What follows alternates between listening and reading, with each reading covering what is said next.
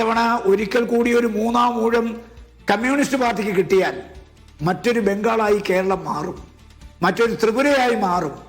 അതുകൊണ്ട് ഇത്തവണ ഒരിക്കലും LDF അധികാരത്തിൽ വരാതിരിക്കണമെന്ന് ആഗ്രഹിക്കുന്ന ഒരുപാട് കമ്മ്യൂണിസ്റ്റുകാർ, അത് കോൺഗ്രസിനോടും UDFിനോടും താല്പര്യമുള്ളത് കൊണ്ടല്ല, കമ്മ്യൂണിസ്റ്റ് പാർട്ടി നിലനിന്ന് കാണുമെന്നുള്ള ആഗ്രഹമുണ്ട്, അദമ്യമായ ആഗ്രഹമുണ്ട്.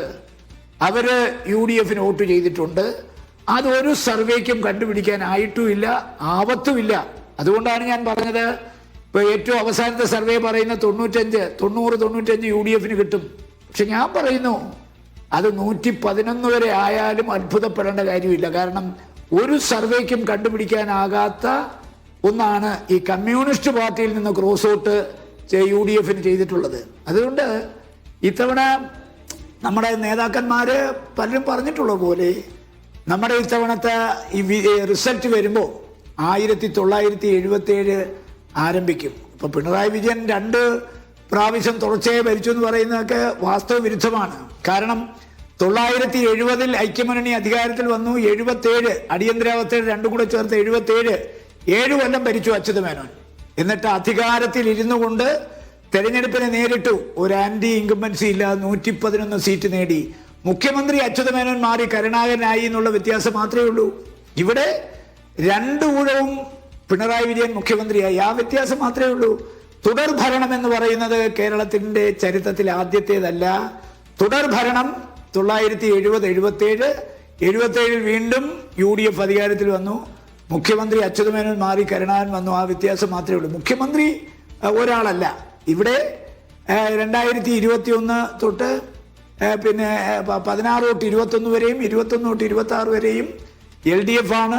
മുഖ്യമന്ത്രി ഒരാളാണ്. 70-77 മുഖ്യമന്ത്രിക്ക് മാറ്റം ഉണ്ടായി, ആ വ്യത്യാസമുള്ളൂ. അതുകൊണ്ടാണ് ഞാൻ പറഞ്ഞത് ഇത്തവണ UDFിന് കംഫർട്ടബിൾ മെജോറിറ്റി കിട്ടും. മാത്രമല്ല കമ്മ്യൂണിസ്റ്റ് പാർട്ടി ഒരിക്കലും നശിച്ച് കാണരുത് എന്ന് ആഗ്രഹിക്കുന്ന, അച്യുതമേനോന്റെ ഭാഷയിൽ പറഞ്ഞാൽ യഥാർത്ഥ കമ്മ്യൂണിസ്റ്റുകാർ ഇത്തവണ ആ മുന്നണിയെ പരാജയപ്പെടുത്താൻ രംഗത്തുണ്ടായിരുന്നു.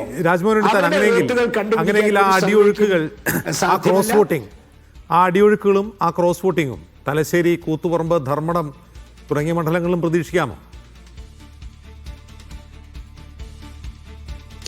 അല്ല, അവിടെ ധർമ്മടത്തും കൂത്തുപറമ്പിലും ഒക്കെ നിങ്ങൾക്കറിയാമല്ലോ, അവിടെയൊക്കെ പാർട്ടി ഗ്രാമങ്ങളാണല്ലോ. ഗ്രാമങ്ങളില് പിണറായി വിജയന്റെയോ അല്ലെങ്കിൽ ഈ 70,000 വോട്ടിന് ജയിച്ച പിന്നെ ശൈല ടീച്ചറുടെ ഭൂരിപക്ഷം കുറഞ്ഞാൽ പിന്നെ അവർക്ക് അവിടെ ജീവിക്കാൻ പറ്റത്തില്ലല്ലോ. മനസ്സിലായില്ലേ?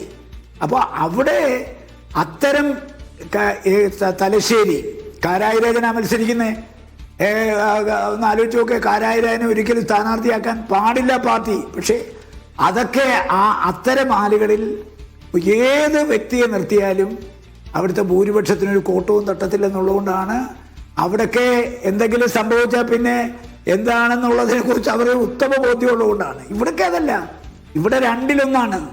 കാരണം ജീവൻ പോന്നേ പോട്ടെ, അങ്ങനെ ജീവൻ പോടെ കഴിഞ്ഞ തവണ കിട്ടിയ ഭൂരിപക്ഷമൊന്നും ഇത്തവണ ധർമ്മടത്തും കിട്ടാൻ പോകുന്നില്ല. ഈ പറയപ്പെടുന്ന ശൈലജത്തേക്ക് കിട്ടിയ ഭൂരിപക്ഷം പിന്നെ മട്ടന്നൂരും കിട്ടാൻ പോകുന്നില്ല, കൂത്തുപറമ്പിലും കിട്ടാൻ പോകുന്നില്ല. കൂത്തുപറമ്പൊക്കെ ഒരു മാറ്റം ആഗ്രഹിക്കുന്ന മണ്ഡലമായിട്ടാണ് ഞാൻ കാണുന്നത്. ആ മാറ്റം ഒരുപക്ഷെ ഇത്തവണ പ്രതിഫലിക്കുമെന്ന് ഞാൻ വിശ്വസിക്കുന്നു. എന്തായാലും ഉദുമയും തൃക്കരിപ്പൂരും ഞങ്ങൾ തിരിച്ചു പിടിച്ചിരിക്കും. ശരി, ഒറ്റ കാര്യം കൂടിയും പയ്യന്നൂർ മണ്ഡലത്തെക്കുറിച്ചാണ്. പയ്യന്നൂർ മണ്ഡലത്തിൽ ആ സ്ഥാനാർത്ഥി എത്ര വൾണറബിൾ ആണെന്ന് നിങ്ങൾക്കറിയാം. അദ്ദേഹം എത്രമാത്രം സൈബർ അറ്റാക്ക് നേരിടുന്നുണ്ട് എന്നും അറിയാം. പക്ഷേ അദ്ദേഹത്തോടൊപ്പം പ്രവർത്തിച്ച ആളുകൾക്ക് പോലീസ് പ്രൊട്ടക്ഷനാണ് ഇപ്പോൾ. അവരുടെ വീടിന് പോലീസ് കാവൽ നിൽക്കുകയാണ്. അപ്പോൾ ഫലം വരാൻ പോകുമ്പോൾ ഉണ്ടാകുന്ന പയ്യന്നൂരിലെ അവസ്ഥയെക്കുറിച്ച് താങ്കളുടെ ഒരു നിഗമനം എന്താണ്?